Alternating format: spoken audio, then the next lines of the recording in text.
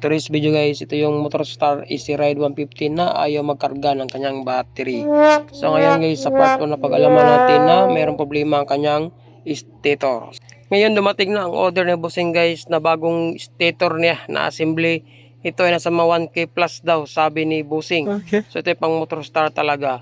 Nung una nagdadalawang isip siya ang order nito, baka hindi ito yung sira ng kanyang motor. Nung chinek ko at doon na-confirm natin na may problema talaga kanyang stator, kaya ayaw mag-charge ang kanyang regulator. Pinalitan natin ito ng bagong regulator ng naunang mekaniko, kaya ayaw mag-charge. So pumunta natin sa kanyang stator at doon, ang problema ng kanyang stator is nasa likurang bahagi niya is gumagalaw na ang kanyang winding. So ito po ay 3-piece, ibig sabihin kapag 3-piece, tatlo ang yellow na wire. Yan po ay line to line at walang ground connection. Ibig sabihin nakapulwib na ang ating stator coil. So ito ay kakabit na natin guys. Ang una natin gawin, tanggalin mo itong takip nito. Itong motor nito ay parang kapareha lang ng Honda Click na forma. Kasi ang cover niya is parang Honda Click. Pero sa loob nito guys is meron siyang takip talaga. So pag matanggal natin ito, makita na natin ang takip kung saan naka-locate ang kanyang stator. Yan. Next naman itong takip ng kanyang propeller. So nagbibigay hangin o buga ng kanyang makina. So itong motor nito guys ay 150 no, pero parang ikumpara lang ito sa Honda Click talaga. Pero halos naman magkapareha sa forma ng Honda Click. Kaya lang ito ay carburetor lang, hindi siya FI guys. So ngayon tanggalin naman itong takip na ito. Tapos makikita natin ang propeller ng kanyang magneto guys. So ito nakatat sa magneto kasi ito yung sumasabay kapag umikot ang ating makina at ibigay lamig ng ating engine block. So sa likod nito guys, makikita na natin ang kanyang magneto. Yon. Since mahirap talaga guys gumalaw kapag ang ating isang kamay ay nakahawak sa camera. So ngayon guys, tanggalin natin ang kanyang magneto. Ito ay lumuwag na guys no. So matatanggalan natin ito. Yan, ito na kanyang stator. So ngayon ang gagawin natin is i-pull out ang bolt. So dalawang bolt lang po ang nakalagay dyan sa kanyang stator.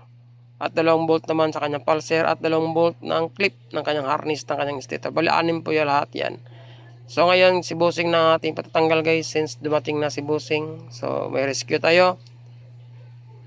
Yan. So ang gagawin natin dito guys ay papalitan natin ng bagong stator. Buong stator talaga kasi nandun po problema sa kanyang stator.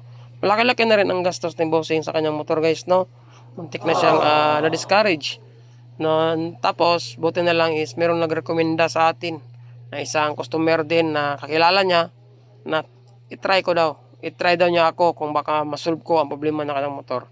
To be honest kasi guys, itong motor na ito is may dalawang shop malapit sa kanyang pinagtrabahuan. Meron siyang upholstery shop si Bossing. So dalawang shop yan magkalapit kasi nasa National Highway lang si Bossing no.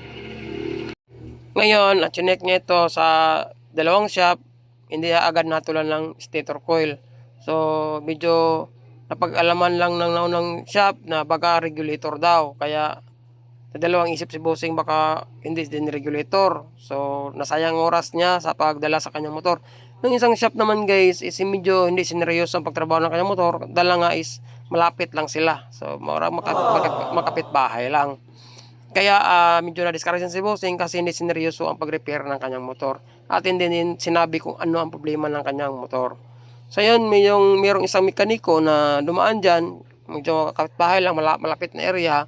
So pina-check ni Bossing ang kanyang motor ng mekaniko ninyon. Sabi niya is regulator daw.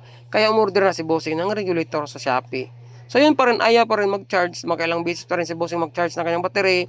Matitirikan pa rin siya. Gawa na rin, ang design po ng kanyang stator is sa totoo lang is primary type talaga siya. Ibig sabihin, pag primary type is hindi nakadepende ang kanyang CDI sa charging at saka sa stator. Kasi meron yung sariling supply ng kurente, yung primary type.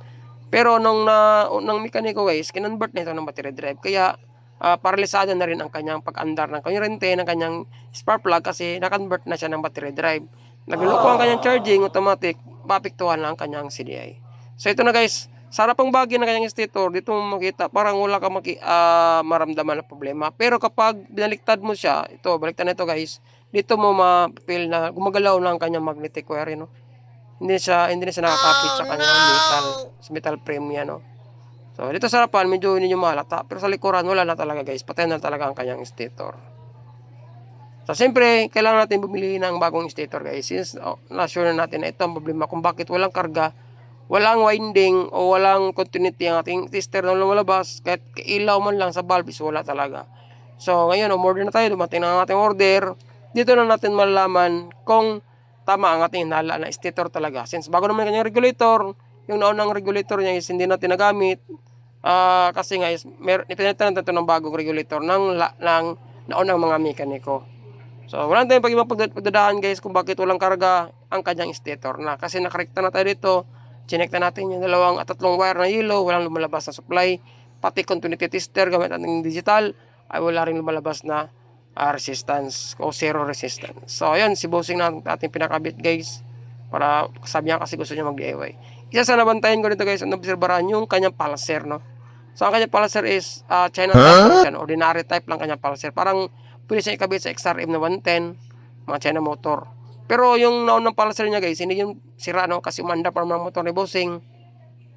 Para hindi tayo magkaroon ng aberya or problema sa ating trabaho, ang ginawa ko guys, binalik ko ang kanyang naunang pulser. So, itong ginawa ko guys, no? Itong pulser niya na naka-built-in sa kanyang stator ay parang nadadalawahan ako na ikabit siya. So, to make sure na hindi tayo magkaroon ng problema, back job, kasi maraming tatanggalin to guys, maraming mga takip na matatanggal.